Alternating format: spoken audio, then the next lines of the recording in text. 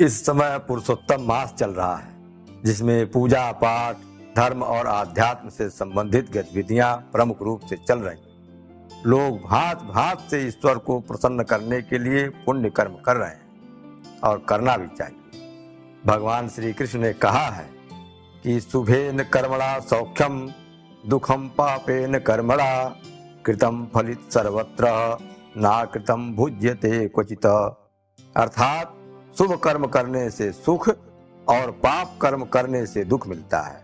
अपना किया हुआ कर्म ही सब जगह फल देता है। बिना कर्म किए कोई फल भोगा नहीं जा सकता। अतः मैं भी अपने और आपके पुण्य कर्म को बढ़ाने के लिए पुरुषोत्तम मास में रवि पुख्य योग पर चर्चा करूंगा। इस योग में कौन सा पुण्य कर्म जीवन को दिव्य करेगा?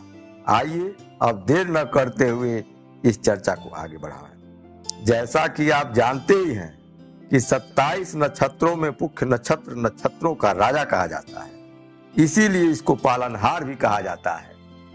पुख्य नक्षत्र को अमरेज्य नाम से भी जाना जाता है। अमरेज्य का शाब्दिक अर्थ है देवताओं के द्वारा पूजा जाने वाला। अब इतने से ही इस नक्षत्र की महत्ता समझ लीजिए कि जिस नक्षत्र की पूजा देवताओं ने किया, भला उसका गुणगान मैं कितना कर सकता।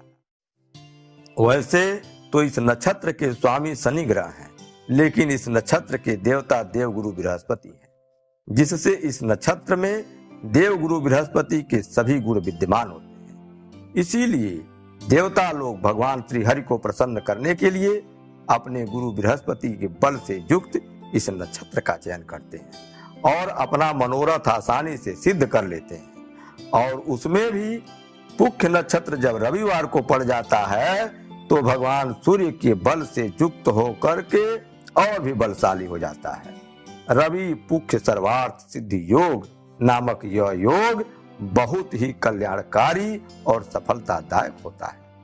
अब हम आपको यह बताना चाहते हैं कि 11 अक्टूबर 2020 को पड़ने वाले रवि पुख्य योग का लाभ कैसे प्राप्त करें।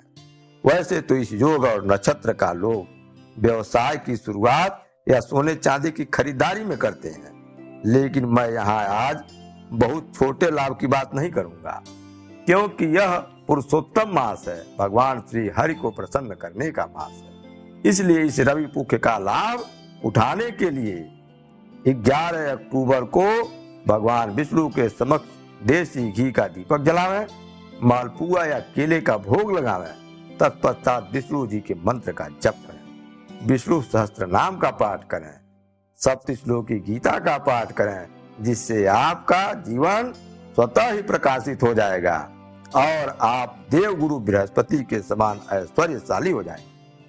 यदि मेरी यह बात सत्य लग रही हो तो महर्षि दयानंद सरस्वती के कहे के अनुसार जो मनुष्य जगत का जितना उपकार करेगा उसको ईश्वर की व्यवस्था से उतना ही सुख प्राप्त होगा। आप भी इस चैनल को सब्सक्राइब करके अधिक से अधिक लोगों को शेयर करें। हो सकता है आपके इस उपकार से जगत के अधिक से अधिक लोग इस योग का लाभ उठाकर राधा कृष्ण की कृपा प्राप्त कर। जय श्री राधा।